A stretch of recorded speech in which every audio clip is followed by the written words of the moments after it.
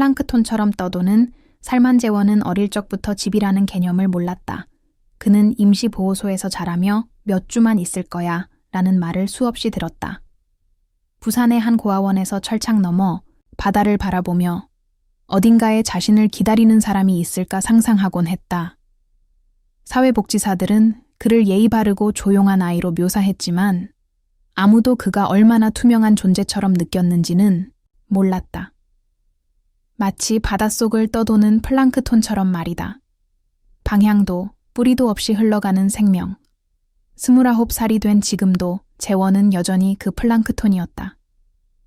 해양박물관에서 해설사로 일하며 아이러니하게도 플랑크톤이 생명의 근원이라 설명했다. 하지만 정작 그는 그 어떤 생태계에도 소속되지 못한 존재처럼 느꼈다. 그는 시장 뒤편에 있는 작은 방에서 살았고 밤마다 들려오는 바닷소리에 위로를 받곤 했다. 그의 인생은 비 내리는 어느 아침, 발신이 넘는 편지를 받고 뒤바뀌었다. 필체는 단정하고 강했다. 편지 속에는 단 한 문장만 적혀 있었다. 내 아버지가 살아있다. 죽기 전에 널 보고 싶어 한다. 주소도 설명도 없이 단 하나의 이름만 있었다. 최만식 재원은 혼란에 휩싸였다. 그는 수년간 정체성과 뿌리를 찾으려 애썼지만 결국 포기했었다.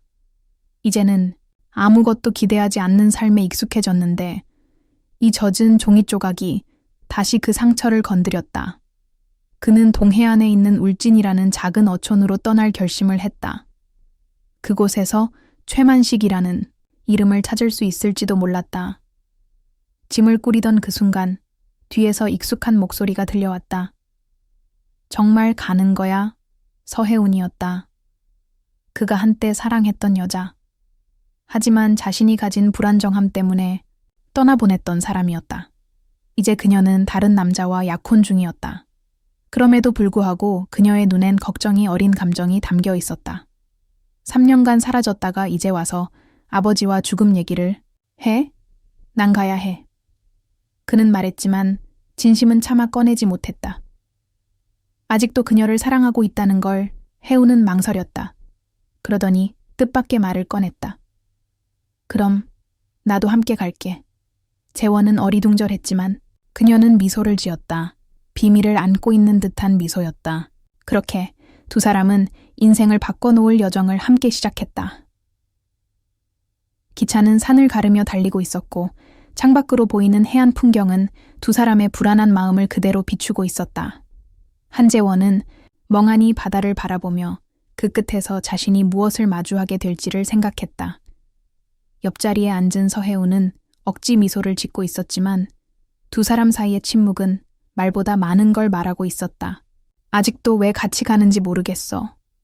그가 손을 바라보며 말했다. 어쩌면 나도 너만큼이나 답이 필요해서일지도 몰라. 그녀는 부드럽지만 단단한 어조로 답했다. 그들이 떨어져 지낸 3년 동안 혜우는 자신의 삶을 재건하려 애썼다. 사랑이 아닌 타협으로 정해진 약혼을 받아들였고 안정적인 삶을 선택했다. 하지만 재원, 그 조용하고 깊은 슬픔을 품은 사람에 대한 마음은 단 한 번도 잊혀지지 않았다. 그녀는 그가 왜 사람들과 거리 두는지를 이해하고 싶었다. 이번 여행은 어쩌면 그 기회였다. 울진에 도착하자 해무가 마을 전체를 감쌌다. 마치 바다가 그곳의 비밀들을 감추려는 듯했다. 두 사람이 묵게 된 작은 민박집에서는 백발의 할머니가 그들을 반겼다. 재원이 최만식이라는 이름을 꺼내자 그녀는 눈썹을 찌푸렸다. 그 이름은 이 마을에서 쉽게 꺼낼 수 있는 게 아니야. 절벽 꼭대기에 있는 마지막 집에 살고 있지만 각오해야 해. 어떤 사람은 과거를 너무 많이 품고 있거든. 두 사람은 말없이 언덕을 올랐다. 재원의 심장은 무겁게 뛰고 있었다. 만약 이 모든 게 오해라면? 아니면 그가 진짜 아버지인데 원하지 않는다면? 집 문이 열리자 굳은 표정의 노인이 나타났다. 작고 날카로운 눈에는 오래된 슬픔이 서려 있었다. 그는 아무 말 없이 재원을 뚫어지게 바라봤다. 마치 그의 얼굴 속에서 과거의 그림자를 찾고 있는 듯했다. 너 은서 아들이냐. 그의 목소리는 작았지만 분명했다. 재원은 목이 메었다. 잘 모르겠어요. 제 어머니 이름도 모릅니다. 잠시 침묵이 흘렀다. 노인은 천천히 고개를 돌렸다. 그 순간 모든 답이 말없이 주어진 것 같았다. 들어와라. 집 안은 오래된 나무 냄새와 약품 냄새로 가득했다. 벽에는 오래된 사진들이 걸려 있었고 그중 하나가 해운의 눈길을 끌었다. 검은 머리의 젊은 여성이 아기를 안고 있는 사진이었다. 그녀의 얼굴은 마치 재원의 모습을 부드럽게 비춘 듯했다. 저분이 제 어머니인가요? 최만식은 조용히 고개를 끄덕였다. 이름은 은서였다. 내가 아직 결혼 중이었을 때 만난 사람이었지. 실수였어. 아니, 어쩌면 내 인생에서 유일한 진심이었는지도 몰라. 하지만 난 약했고 비겁했지. 널 보러 갈 용기가 없었어. 그녀가 병들었을 때 널 고아원에 맡겼고 난 그 사실을 나중에야 알았지. 너무 늦었더군. 말들은 돌처럼 무겁게 떨어졌다. 재원은 의자에 주저앉았다. 아무 말도 할 수 없었다. 눈물이 천천히 흘러내렸다. 왜 지금이에요? 그는 간신히 물었다. 내가 죽어가고 있으니까. 노인은 말했다. 그리고 넌 내 뿌리를 알 자격이 있어. 해우는 조심스레 재원의 팔을 잡았다. 이번엔 그는 그 손을 밀어내지 않았다. 도망가지 않았다. 아버지라 불릴지도 모를 사람 앞에 마주 앉아 새로이 피어오르는 아픔을 받아들였다. 그날 이후로 흐른 시간은 말없이 지나갔다. 한재원은 아버지라 부를 수 있는 남자 앞에서 어떻게 행동해야 할지 몰랐다. 최만식 역시 말수가 적었다. 마치 오래된 폐가처럼 닫힌 방과 삐걱거리는 침묵만이 가득한 사람이었다. 그러나 말없는 작은 행동들이 모든 걸 말해주고 있었다. 재원이 좋아하는 방식으로 차를 준비하거나 밤에 문을 살짝 열어두는 일처럼 마치 그가 도망가지 않기를 바라는 것처럼 서해우는 둘 사이의 다리가 되었다.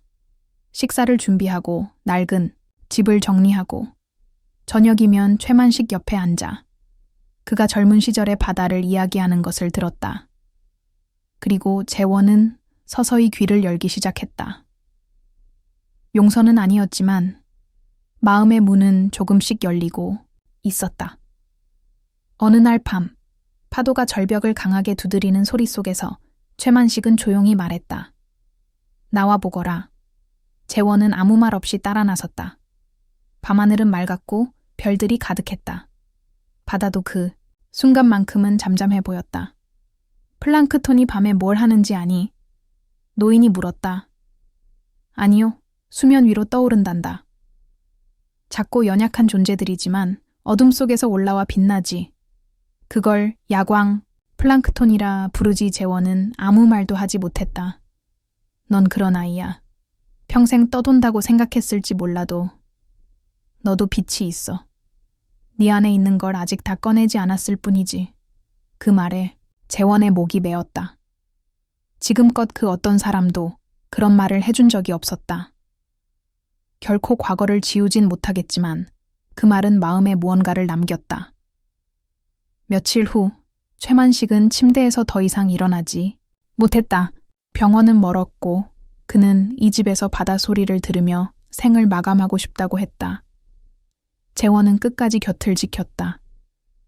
수십 년간 듣지 못한 이야기들을 들었고 처음이자 마지막으로 그의 손을 잡고 울었다. 장례식 날 하늘은 맑았다.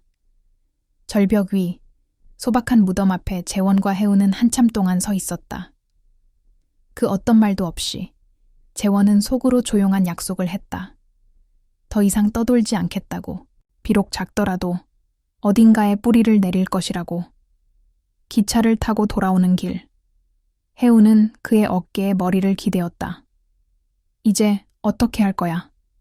이제 도망치지 않을 거야. 다시 시작할 거야. 해우는 아무 말 없이 미소 지었다. 그는 장소뿐 아니라 감정에서도 정착하려는 것을 알고 있었다. 몇 달 후, 재원은 수족관 일을 그만두고 울진으로 이사했다. 그리고 자신이 겪은 이야기를 바탕으로 책을 집필했다.